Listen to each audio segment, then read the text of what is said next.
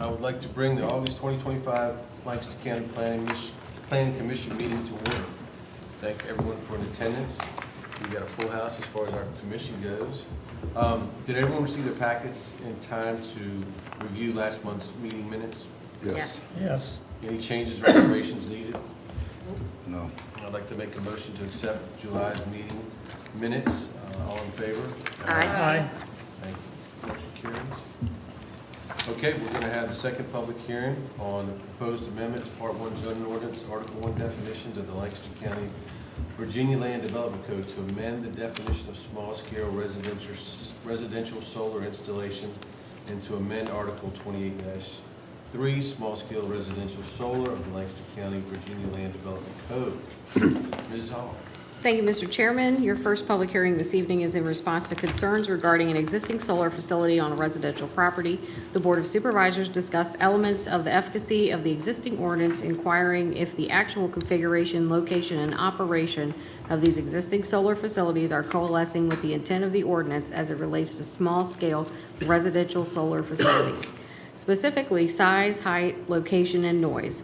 Therefore, the Board of Supervisors voted affirmatively to request the Planning Commission to reevaluate the existing ordinance as it pertains specifically to small-scale residential ground-mounted solar structures. At the last Planning Commission meeting, staff presented research regarding various elements of residential solar facilities, along with recommended changes. After a discussion of each staff recommendation, the Planning Commission instructed staff to draft proposed revisions based on input and feedback from the discussion. Included with the packet is the current ordinance and applicable definition and the accompanying language for the potential revisions to the code language. This issue has been advertised as required by law to date, and county staff have not received any public comments. Thank you, Mr. Chairman. Thank you, Ms. Hall. So on our, what's being proposed right now, can you just sort of just summarize that for us? What changes we're looking at? Yes, sir. In 28-3, small-scale residential solar, looking at roof-mounted small-scale solar facilities, we added the word small-scale. Oh, I'm not sure we added the word. No, hold on. Hold that thought. Small-scale solar facilities shall be generally permitted in all districts with a zoning permit and be subject to approval of the Lancaster County building official. I'm going to skip ahead here. Yeah. I was reading the existing. Hang on one second. I'm more, how are we changing this as far as approval goes? That's what I'm sort of Right. interested in. So, did you want me to go through the changes as well, or? Just kind of briefly, where are we and what are we proposing? Okay. As far as the land-based solar panels? Sure. Or solar, whatever. All right. So the proposed revisions for small-scale solar installation, we crossed out the word residential and changed that to small-scale. And there are a few other changes in that initial paragraph where it's defined. And then further on in the actual ordinance itself, we talk about roof-mounted and building-mounted small-scale solar installations and go into detail on that. Talk about setbacks. I think we discussed that at the last meeting. Yep. Roof-mounted and building-mounted small-scale installations shall meet the applicable zoning district's height regulations, which they were fixed. We talked about ground-mounted small-scale solar installations, generally permitted in all zoning districts. All right, and then we added something about standalone solar carports and we are considering them ground-mounted solar installations. Ground-mounted small-scale solar installations shall be subject to the following conditions. And then it goes on to detail those conditions. Ground-mounted solar scale installations shall not exceed 2,500 square feet of total land area disturbance in aggregate, so no more than 2,500 square feet. They shall meet the applicable zoning district setbacks, and they shall not exceed 15 feet above the finished grade of the ground and shall be measured at the tallest point of any fixed equipment, or whichever is greater. So that's kind of what I was interested in. So right now, if we change it, then by right, anything that meets that would be allowed? Is that a good assumption? Yes. And there's really no changes for the roof-mounted ones, correct? Andrea, is that your opinion? With the roof mounted, the only thing that one of the things that we kind of stated in there was in talking about how it cannot exceed the height requirements of the district. So basically, generally, they're flush mounted, but sometimes they can get tilted or whatever. So it talks about just adding in the height of the district as well as measuring it by that it's how far it goes out, so it can't go out beyond the roof line, so it can't be sticking out. The only reason I was bringing this up is because it was brought up to me that, do we want to at least look at the possibility of not by right allowing any land solar operation, only allow it with special exception? Therefore, anything would have to come to the county, and then all neighbors would be notified. Is that going to be a logistical nightmare, or is that something that would be easier for the county, instead of having all the square footages and site plans have to be submitted? I would have to ask Jim Cornwell if we could even legally restrict it in that way. I think we had originally asked him that question. Don, do you remember? I'm not sure about that. I know that we cannot put a special exception requirement on roof mounted. Yeah, and that's clear. I was just thinking for the land, Yeah, the ground the mounted. ground mount, thank you. And we do have a special exception requirement that we've added in if it exceeds the criteria that we just went through. And I So was just thinking that way, then all neighbors would be notified regardless if anything was going to be ground mounted. So Olivia, you thinking that we can't just do away with that 2,500 feet and just say all ground mounted? I'd have to check the state code and see if it would allow us to do that, to be sure. But I can certainly look into that Yeah. and get Jim Cornwell to weigh in, if that's a change that you're interested in pursuing. Yeah. I just was trying to make it easier. Why would we want to do that? So that everybody adjacent to that property owner know what's going on. And you have to come through the board for special exceptions because they're It's not saying no, it's just so that neighbors can know kind of what's happening. Because if not, I can just go out there and start building one, as long as it's 2,500 square feet below, and it might be in a location, everything, setbacks and everything like that is okay, but it's not okay with the next person next door. And you might have a legitimate reason for, That's all. not just for somebody's. I don't think the state would allow us to do that. Well, And, I think we've taken a good step toward protecting neighbors by instituting a 25-foot setback for any ground-mounted we don't have installation. 25, that's not a setback. Pardon? It's 2,500 square feet in No. area space. There's also a requirement that any ground-mounted installation be 25 feet from the adjacent The lot line, boundary line. which wasn't there before, and probably would have prohibited the problem that ensued with the supervisor. I would guess, I don't know. Any other questions for Mrs. Hall before we open up the public hearing? Okay, at this time, we are opening up the public hearing. I understand that no one is physically present. Do we have anyone online, Mr. Rowe? We have attendees online, but I have no hand raised. I would like to note to the attendees online that if you would like to initiate a public hearing, simply raise your hand and we will acknowledge you.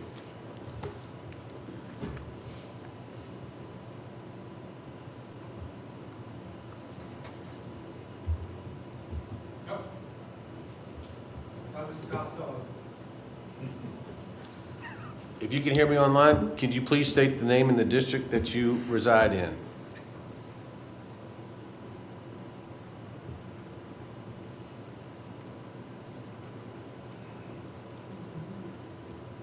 Can you hear me? Yes, we just heard you. Okay. Yeah, I think the idea of a special exception should be there. Wait until afterwards is really not the the way to go with a ground mounted thing. I've seen too many other things where people are able to do things and come in and, well, good example is that monstrosity we've got down on Route 3. You've got something that got done and it's still there and a violation, and you're gonna have the same thing with these. I think you ought to have them out where people get a chance to weigh in if it's proper or not. That's my feeling of it. Thank you, Thank you Charlie. very much. Thank you. I like the new clocks. That's nice. Where'd they come from? Have I missed them? Who's the I buddy? didn't even see the clock. Thanks, Charlie.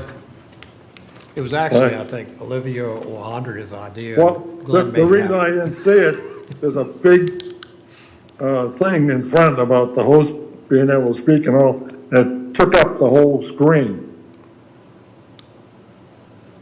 Okay, Take care, guys. thank you. Do we have anyone else online that'd like to participate? No, sir. Okay.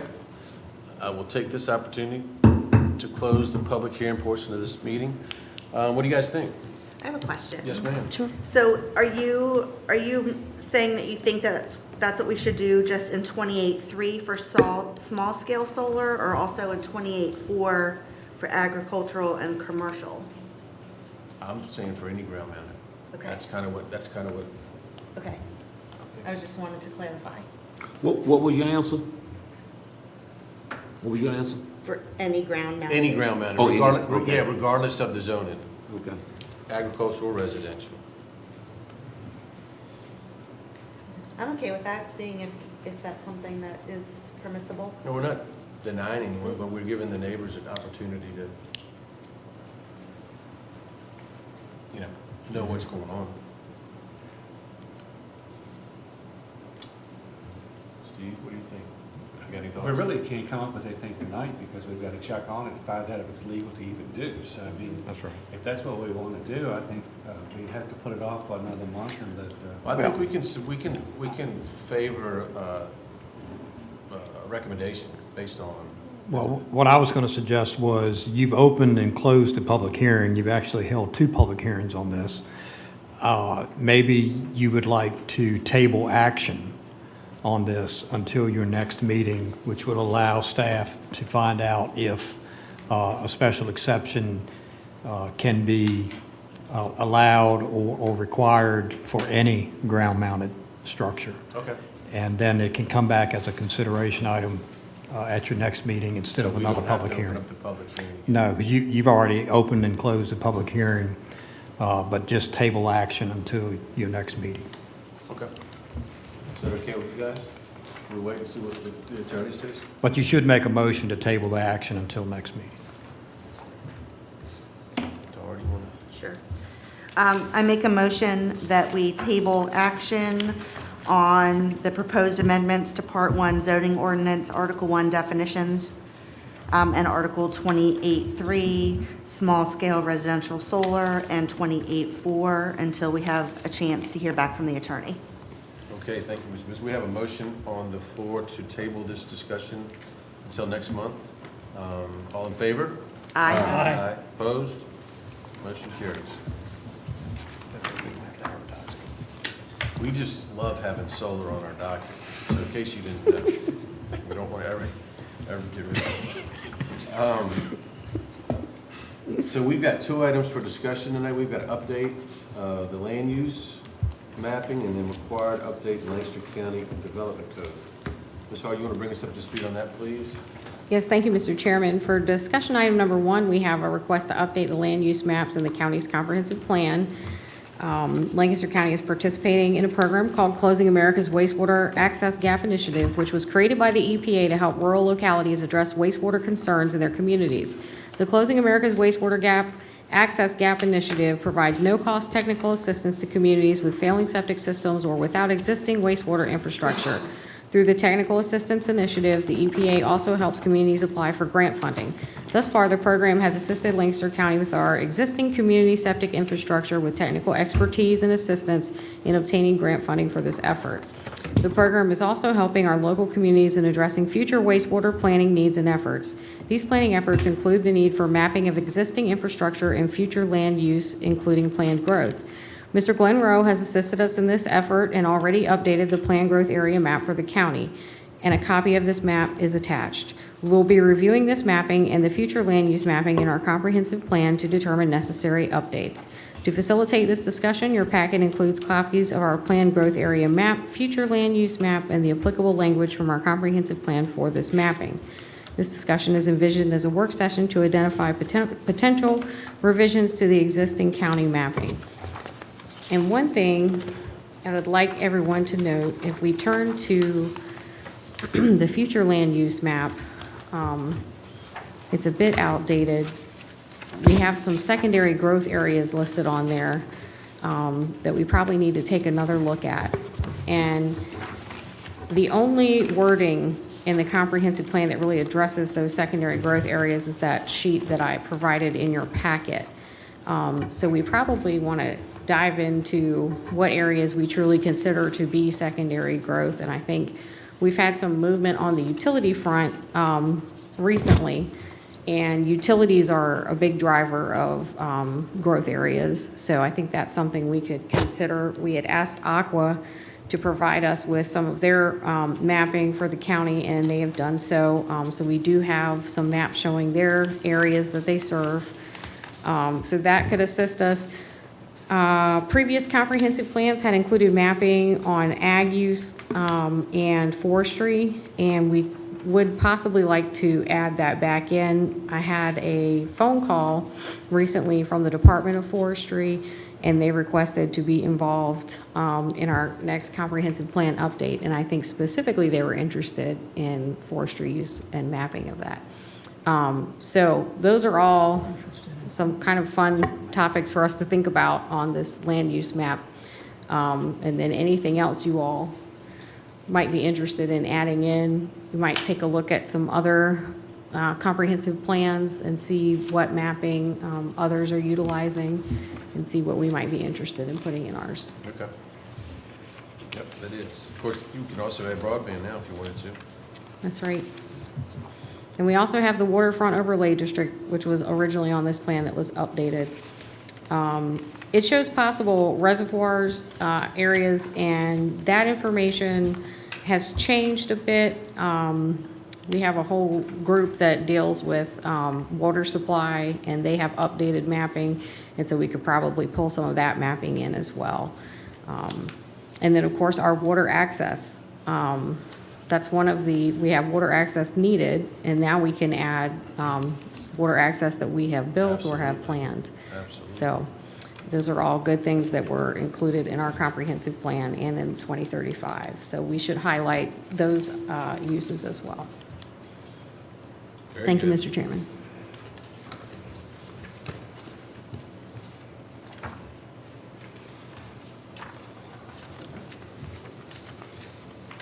Yeah, that could be fun.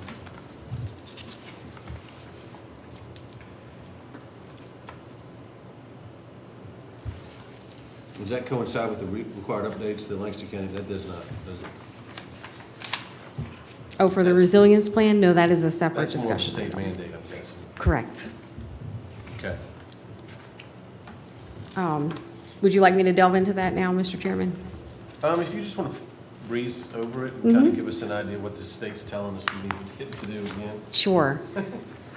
So, the Chesapeake Bay Preservation Act, the Bay Act, and accompanying state regulations were amended to address resiliency. VDQ has opened a final public comment period on these changes, which closes September 10th. And based on this, they've extended the deadline for implementation of these changes. Originally, they wanted everyone to implement them in September, but they hadn't really provided their final version yet. So that won't be provided until after they close that final comment period. But they did ask everyone to get started And then on DEQ doing is it. going to present this to us and we're going to implement it, or we're going to add it to our, Right, so the And then, underlined, yeah, the changes that are underlined in the model ordinance that they provided are required. So there are definitely things that we must do, And then their model ordinance has always been very large compared to a lot of localities, and ours is a little more abbreviated. Some of the things in the ordinance don't necessarily apply. We don't have IDAs, so that's something they go into in a little more detail. But what they're really interested in are 3 changes, and that's sea level rise, storm surge, and flooding.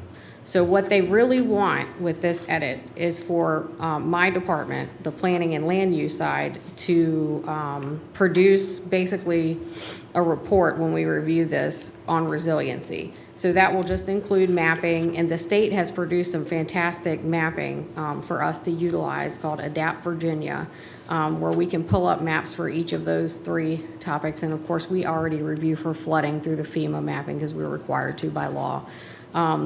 But they want us to produce that and provide it in the packet, and that will help inform things like placement of facilities on the property, as well as plantings. So if there's an area that's going to be inundated within 30 years, maybe we move those plantings out of that inundation zone, because all those plantings would die. So that's good information for us to have. And they want us to look at it in a 30-year time frame. Although that's not underlined, that is good guidance on what we're actually looking for, because when you go to that mapping in Adapt Virginia, you can choose a time frame out specifically to show you. So that kind of gives us the guidance we need and what maps we're looking to print. They have some other basic changes that will provide opportunities for more busy work for staff and the engineers that submit plans. Specifically, they kind of go into detail on the landscape plan. They want all those existing plantings shown. So they're looking for more detail on the mitigation plantings as well.